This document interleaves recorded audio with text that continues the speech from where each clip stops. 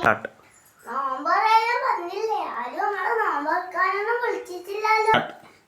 ശരിയാ, ആരും നമ്മളെ നോമ്പ് തുറക്ക് പഠിച്ചിട്ടില്ലല്ലോ. ഇക്കാക്ക അതാ ഒരു പോസ്റ്റ്മാൻ വരുന്നേ. ഓ ആ പോസ്റ്റ്മാനെ കത്തിതാരോ. എന്നാ അമ്മ ഇതൊന്ന് വായിച്ചു നോക്കൂ.